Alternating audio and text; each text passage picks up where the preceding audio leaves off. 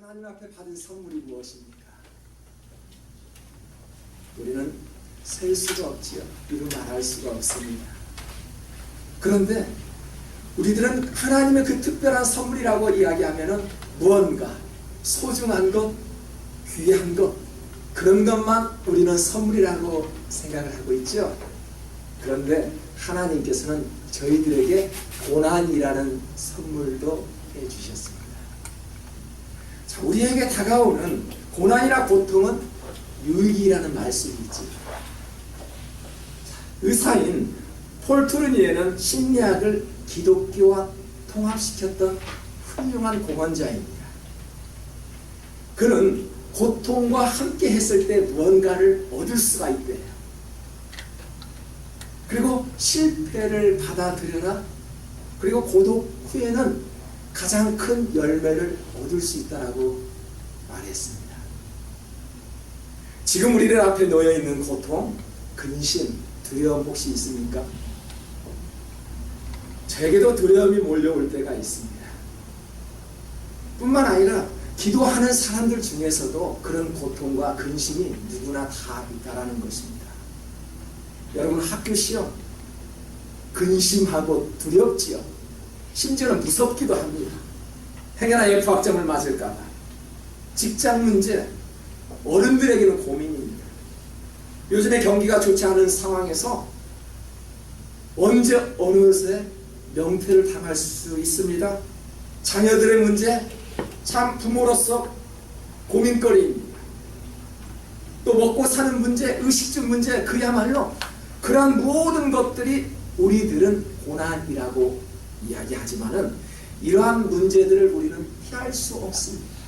항상 이러한 고난과 고통들을 우리가 안고 살아가게 됩니다. 그래서 우리는 고난은 하나님께서 주신 특별한 선물이라고 여길 때 우리는 거기에서 은혜를 받을 수 있다는 것입니다. 오늘 이 시간에 오늘 본문의 말씀 속에서 골리앗이 없었더라면 다윗이 강성했었을까요? 골리앗을 잡아 눕히는 순간 다윗은 자신감을 얻어냈습니다. 이스라엘을 욕되게 한 반대파를 물리쳤기 때문에 사람들로부터 인정을 받기 시작했습니다.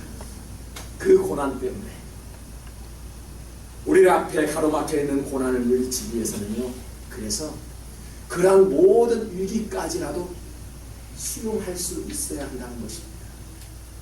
골리앗은 이스라엘 사람들에게 골칫덩이였습니다.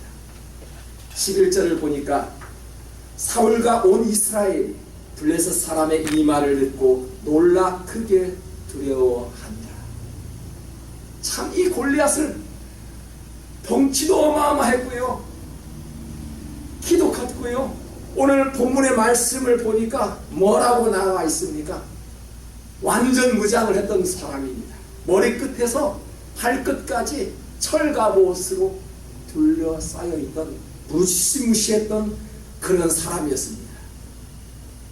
이러한 골리앗을 보고 많은 이스라엘 사람들은 놀라 도망치기 시작했습니다. 그런데 다윗은 고난을 보고 피하지 않았다는 것입니다. 공부하는 학생이 시험을 보는데 두렵다고 피해버리면 어떻게 될까요? 그 사람의 인생은 더 이상 말할 것이 없습니다. 사람들은 나이가 먹습니다. 노인이 되어서 젊어지고 싶다면 어떻게 될까요? 그 말이 안 됩니다. 욕망이지요. 사람의 욕망입니다. 학생들이 어른 흉내를 내고요, 노인들이 젊은이의 흉내를 낸다는 것은 이치에 맞지 않다는 것입니다. 요즘의 노인들을 보십시오. 한 50만 넘어가면 이제 얼굴에 보톡스를 맞습니다. 그 보톡스를 맞고 얼굴에 이 바람이 들어서 좀 팽팽해지었던들 무슨 필요가 있을까요? 학생이면 학생답게, 노인이면 노인답게 자기 위치를 지킬 수 있어야 한다는 것입니다. 골리앗을 보고요, 다윗은 자신의 위치를 지켰습니다. 용맹함을 지켰지요. 그 고난을 보고 피하지 않았지요. 그래서 그는 승리할 수 있었던 것입니다. 다윗은 자신의 처한 환경을 그대로 받아들였습니다. 꾸미지 않았습니다. 자기 용맹스러운 것을 가지고 만군의 여호와의 이름만 가지고 그 고난을 물리쳤습니다. 백성들은 골리앗을 보고 두려움이 몰려올 때 사울 왕조차도 어찌할 바를 모르고 있을 때 다윗은 만군의 여호와 하나님의 이름을 붙잡았습니다. 여러분, 다윗처럼 위기 안으로 들어갈 수 있어야 합니다. 피하지 말고요, 그 위기를 극복할 수 있도록 오히려 들어가야 한다는 것입니다. 만약에 다윗이 골리앗을 보고 피했더라 하면 어떻게 할까요? 끝까지 골리앗은 이스라엘 백성들을 괴롭혔을 것입니다. 골리앗이 무너지는 순간 이스라엘은 평화가 오기 시작하였습니다.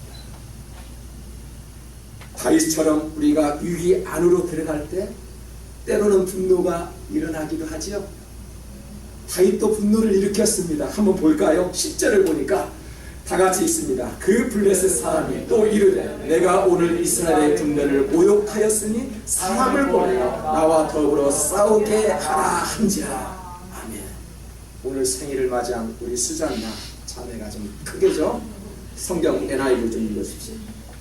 Then the Philistines said, This day I divide the ranks of Israel, give me a man and let us fight each other. 아멘. 어떻게 됐다니? 이스라엘 군대를 모욕하니 다윗은 화가 났다는 이야기예요. 지금 마음속에서 분노를 끌어올리고 있었다는 이야기예요. 저도 그래요. 하나님의 이름을 욕되게 하고요, 우리의 부모님의 이름을 욕되게 하고요, 우리 형제들을 욕되게 하실 때 여러분 어떻게 합니까? 화가 끌어올라가지요. 마찬가지입니다. 우리의 테두리 안에서 누군가를 욕되게 할 때는요, 우리의 마음속에 끌어올라가는 그런 거룩한 분노가 있다는 것입니다. 지금 다윗이 그랬습니다. 모세도 불같은 사람이었습니다. 여러분, 아버지 어머니 화 많이 내십니까? 아니다 하고 이야기하는데 저도 거룩한 분노를 많이 냅니다. 모세가 그랬어요.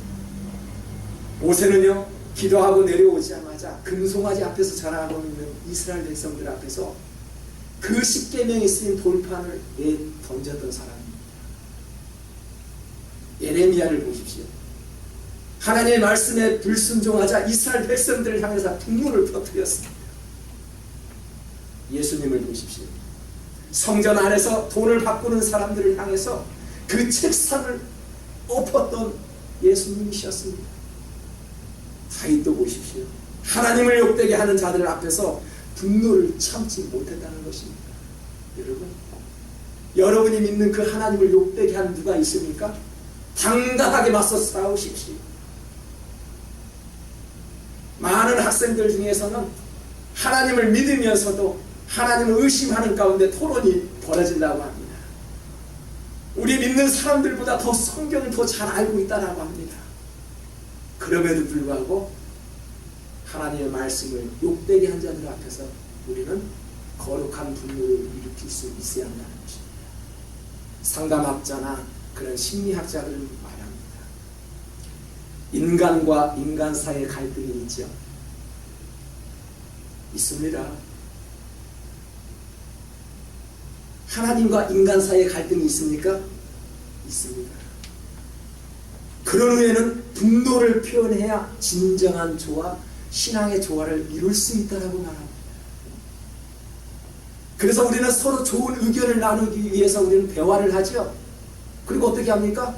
또 그런 거룩한 분노를 막기 위해서 우리는 회의를 진행하기도 하죠. 하나님과의 관계를 개선하기 위해서는 여러분 무엇을 합니까? 기도를 하지 않습니까? 그런 분노를 억제하기 위해서 우리는요, 하나님 앞에 기도하고요, 인간들과 인간들의 갈등을 억제하기 위해서요, 대화를 합니다. 그리고 회의를 진행합니다. 시편을 보니까요, 감사시도 있지만은 탄식시도 있네요. 탄식은 절규함과 부르짖음입니다. 예수님도 십자가에 돌아가실 때 나의 하나님 어찌하여 나를 버리셨나이까 하는 절규가 있었습니다. 그 절규 뒤에는 뭐가 있었죠? 회복이 있었습니다. 아버지여, 내 영혼을 아버지 손에 부탁하나이다. 절규 뒤에는요, 반드시 회복이 날아온다는 사실입니다. 우리가 분노를 표현하지 못하고 쌓이고 쌓이다 보면 언젠가는 폭발한다. 그런 이야기 들어보셨습니까? 이유는 간단합니다. 서로 소통하지 않고 있기 때문에 그렇습니다. 대화가 없기 때문에 그렇습니다. 하나님 앞에 기도가 없기 때문에 하나님과의 관계도 갈등에 놓여 있게 되는 것입니다. 우리가 혹시 지금 가지고 있는 고통과 고난이 있거든 그 문제들을 다 수용해 주십시오. 받아 주십시오. 베드로전서 2장 20절에 보니까 선을 행함으로 고난을 받고 참으면 이는 하나님 앞에 아름다우리라 라고 말씀합니다. 우리는 하나님의 자녀가 되어 사랑을 받고 있다라고 믿는다라면은 모든 것에 당당히 맞서 싸워 이길 수 있다라는 것입니다. 만군의 여호와 이름으로 나갈 때 고통의 문제와 그런 모든 문제들이 해결되었던 것처럼 우리가 다윗이 받아들이는 그 큰 고난을 우리도 받아들일 때 반드시 문제가 해결된다는 사실입니다. 우리는 TV에서도 많은 문제들을 탈피하기 위해서 자신의 모습을 포장하는 것을 봅니다. 심지어는 그런 고난을 피하기 위해서 자연인으로 돌아가는 사람들 보지 않았습니까? 세상이 귀찮대요. 그래서 산속에 숨어 지내는 그런 사람들도 보았습니다. 문제를 해결받기 위해서는요, 사람 앞에 당당히 나와야 합니다.